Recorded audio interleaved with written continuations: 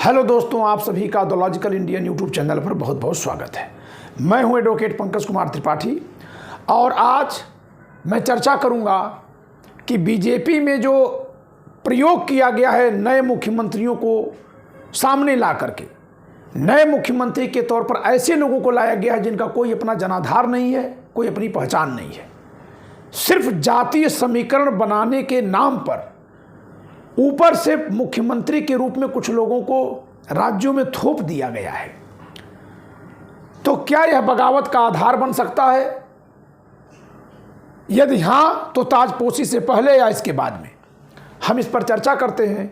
दोस्तों, मैं अपने इस चैनल के माध्यम से आम जनता को राजनीतिज्ञों के निर्णय और आचरण को संविधान और लोकतंत्र की दृष्टि से दिखाने की कोशिश कर रहा हूं, ताकि लोग समझें कि ये नेता जो मनमाना फैसला लेते हैं या अपने पक्ष में ही फैसला लेते हैं, क्या संविधान उसका समर्थन करता है?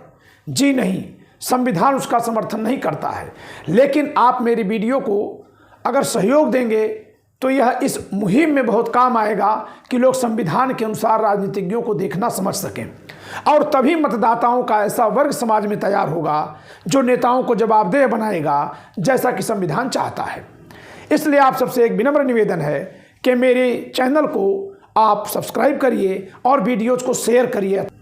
चलिए देखते हैं, जिस प्रकार से बहाना बनाकर ऊपर से पर्ची निकलवा करके विवश किया गया है लोकप्रिय नेताओं को जो प्रदेश में लोकप्रिय हैं। अब आप कहेंगे कि कम लोकप्रिय है, तो इनकी तुलना में तो ये बहुत लोकप्रिय है। इनके चुने जाने का आधार क्या है? हाईकमान ने पर्ची दे दिया। इन्होंने ठप्पा लगा के बोल दिया कि विधायक दल में इन्होंने प्रस्तावित किया और विधायकों ने स्वीकार कर लिया, जबकि ये झूठ बात है।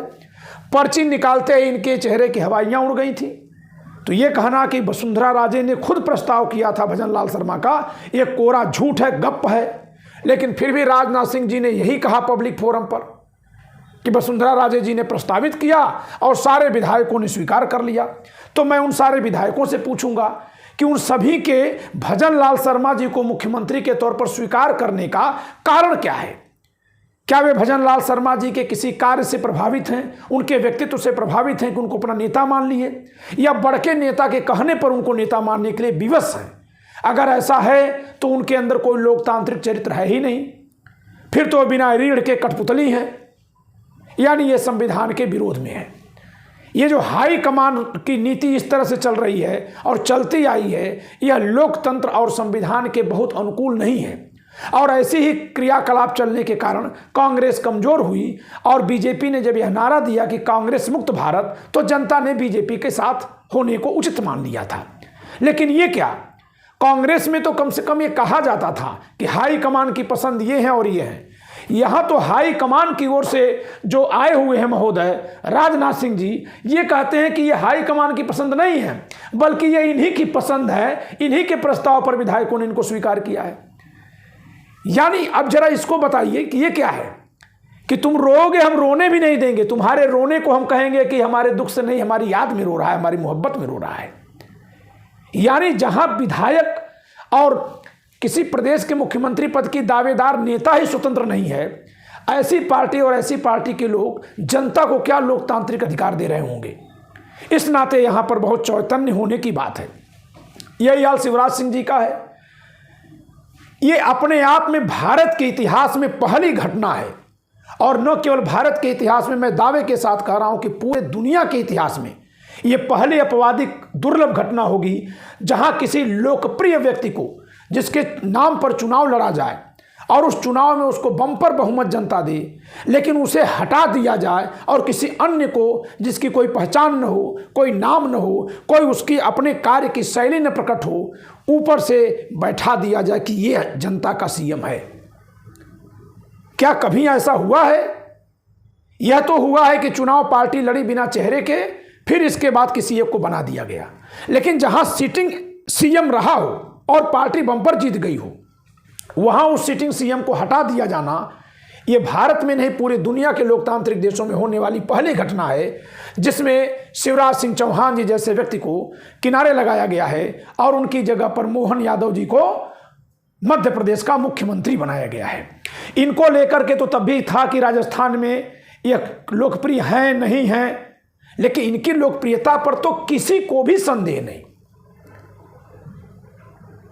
तो अब जरा बताइए कि जो नेता इतनी लोकप्रियता पाए हैं या जो नेता बगावत करने तक की ताकत पाए हैं, क्या वे यूं ही बैठ जाएंगे? जी नहीं। कौन कौन से सवाल करेंगे? 3 सवालों के उत्तरों पर आप समझिएगा। पहला सवाल यह है इनकी उम्र का। इनकी उम्र 64 वर्ष है, इनकी उम्र 71 वर्ष है।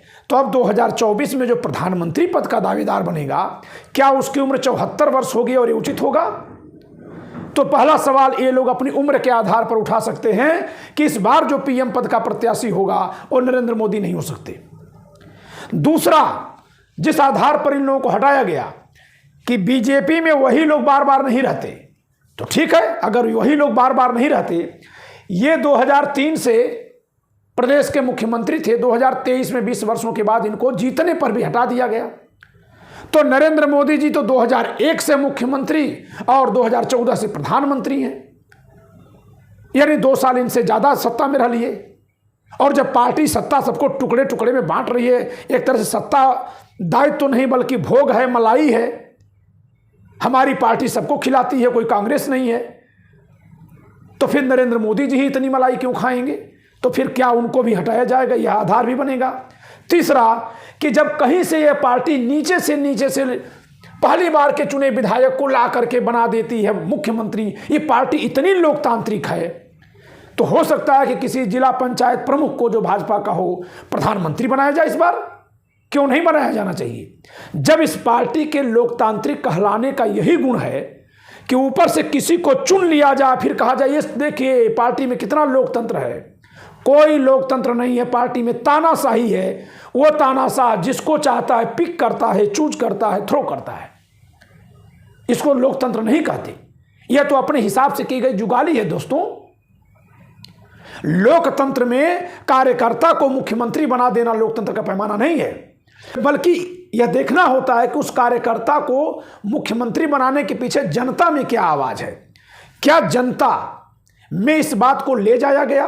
क्या विधायकों में इस बात को खुले रूप से ले जाया गया कि भाई आप लोग अपने में से किसी एक को चुन लीजिए? ऐसा हुआ? नहीं हुआ। तो फिर ये लोकतंत्र केवल इस नाते नहीं हो गया कि ऊपर जो साहब बैठे हैं, जो मालिक हो गए, वो अपने हिसाब से किसी एक को चुन लिए। ऐसा लोकतंत्र हमारे गांव में दिखता है कि जब सीट SC ST की हो जाती है तो तमाम जमींदार घरानों के लोग अपने ड्राइवर को, अपने हलवाहे को ब्लॉक प्रमुख बनवा देते हैं, ग्राम प्रधान बनवा लेते हैं, जिला पंचायत सदस्य बनवा लेते हैं। क्या इस तरह के बनाए लोग हलवाहों के हितों की बात कर पाते हैं? ड्राइवरों के हितों की बात कर पाते हैं? नौकरों के हितों की बात कर पाते हैं? जी नहीं। वो जानता है कि मेरा चुनाव जनता ने नहीं किया है, जनता ने भले वोट दिया लेकिन मुझे तो जितवाया है मेरे इस साहब ने। तो वो साहब के प्रति कृतज्ञ रहता है, साहब पर भी फिदा रहता है, साहब के प्रति उत्तरदायी होता है। साहब कहते हैं यहाँ साइन करना तो करता है, साहब कहते हैं मत करना तो नहीं करता है। वैसे ही जैसे गवर्नर कर रहे हैं आजकल, वो एक तरह से कठपुतली हो जाता है। तो यह लोकतंत्र को और खतरे में डालने वाली बात है। अगर ये 4 सवाल लेकर के ये लोग बगावत कर देते हैं, जनता में उतर जाते हैं, तो निश्चित रूप से जनता का बहुत बड़ा वर्ग जो अन्य पार्टियों के साथ जाने से कतरा रहा है, वो इनके तरफ चला जाएगा। अब रह गई बात, इस समय अगर बगावत होती है ताजपोशी से पहले या ताजपोशी के बाद में, तो होगा क्या? आप जरा कल्पना करिए कि अगर शिवराज सिंह जी पार्टी से अलग होने का दावा कर दें, या अलग नहीं उसी पार्टी में रहते हुए मुख्यमंत्री बनने का दावा कर दें, क्योंकि एक नया चलन भी मोदी और शाह जी की जोड़ी ने चलाया है। शिवसेना को 2 टुकड़े में बांट दिया और दोनों ही शिवसेना है। तो उस तरह से अगर हमारी बीजेपी असली है, तुम्हारी बीजेपी असली है, ऐसा नारा लगने लगा, तो बताइए इनके साथ कितने विधायक चले जाएंगे? और जितने विधायक इनके साथ चले जाएंगे, क्या उसके बाद दूसरे पार्टियों के समर्थन से मुख्यमंत्री नहीं बन जाएंगे? या जितने विधायक इनके साथ चले जाएंगे उसके बाद जो विधायक बचेंगे, क्या वो सरकार बनाने लायक होंगे? जी नहीं। अर्थात मैं ये नहीं कह रहा हूं कि ये कल बगावत करेंगे, जरा कल्पना कराने के बाद मैं ये दावा नहीं कर रहा हूं कि कल करेंगे, लेकिन अगर इन दोनों नेताओं के अपने अपने राज्यों में ऐसी क्षमता है, ऐसे ही डॉक्टर रमन सिंह के छत्तीसगढ़ में ऐसी क्षमता है, तो ऐसी क्षमता वाले नेताओं को केंद्रीय नेतृत्व द्वारा एकदम से नजरअंदाज कर देना क्या इनको बगावत करने पर विवश नहीं कर देगा? कर सकता है।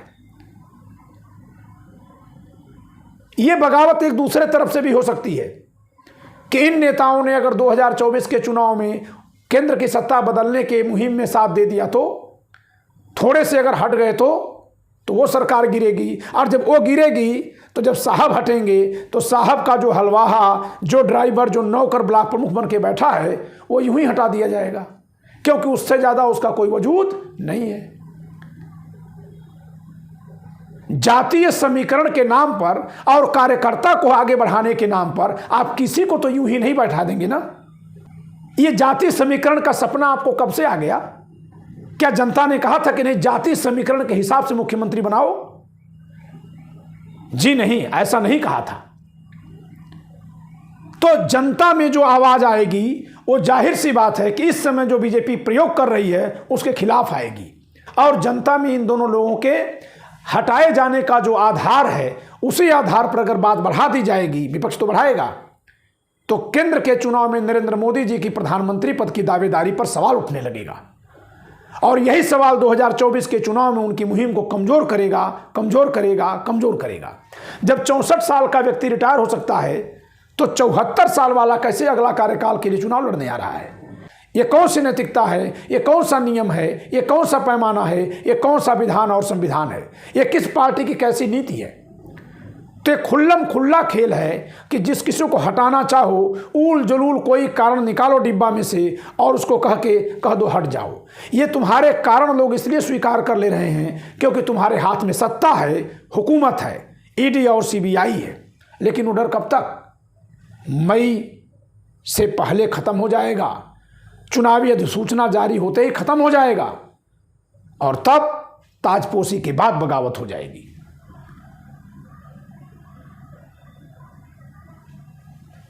एक बात और कहूंगा दोस्तों कि ये जो सरकार के निर्णय हैं, क्या ये निर्णय आरएसएस के हैं? आमतौर पर किसी को मुख्यमंत्री बनाने के पीछे या प्रधानमंत्री बनाने के पीछे आरएसएस का हाथ होता है।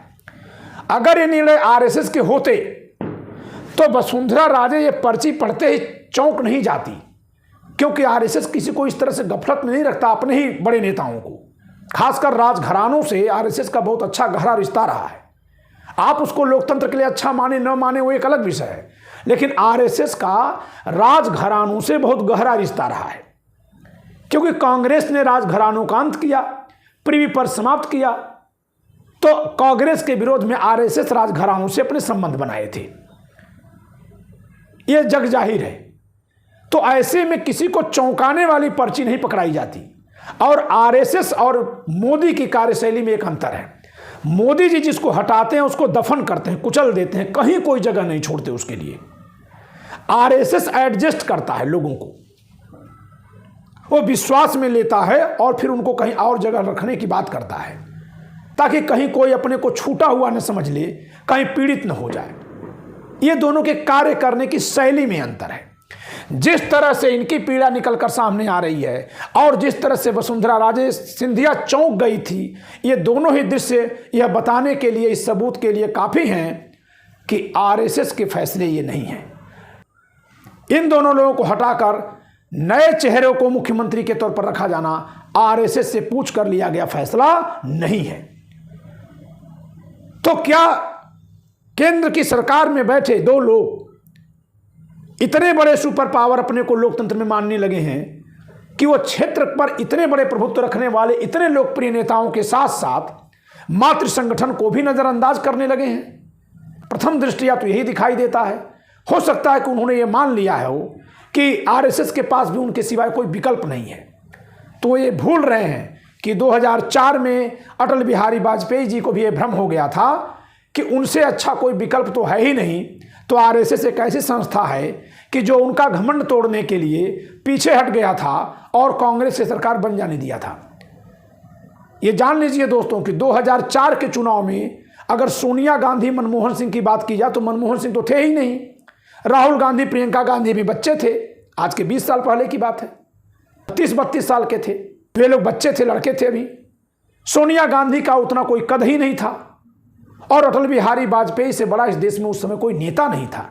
फिर भी वो कांग्रेस से बहुत पीछे छूट गए थे क्योंकि मातृ संगठन आरएसएस ने हाथ हटा लिए थे। तो अगर ऐसी आहट कहीं इन नेताओं को मिलेगी तो फिर इनको रोक पाना किसी के बस की बात नहीं होगी। यही हुआ था सन 2000 के आसपास। उत्तर प्रदेश में कल्याण सिंह जी को हटाने के लिए उन पर ऊल जुलूल व्यक्तिगत आरोप लगाए गए थे और इस तरह से उनको हटाया गया था मुख्यमंत्री पद से। उनके हटते ही बीजेपी यहां गायब हो गई थी। 2014 तक तो एकदम खत्म हो गई थी। फिर भी यह तो स्पष्ट है कि इनकी जो हामी दिखाई जा रही है वह बिल्कुल इनकी इच्छा के खिलाफ है। यानी जबरा मारे और रोबहू न दे, ये कहावत है हमारे यहाँ पूर्वांचल में यूपी के चलती है कि जबरा मारे और रोबहू न दे। यानी एक तो मार भी रहा है और रोने पर भी बदनाम कर रहा, कह रहा रो क्यों रहे हो, कमजोर हो क्या। यानी घुटन जैसी फीलिंग उस मुख्यमंत्री को जो 163 सीटें जीत करके आया हो 230 में से, उसे हटाते समय इतना घुटन उसको आभास करा दिया जाए, ये मामूली बात नहीं है। तो दोस्तों इस वीडियो में इतना ही।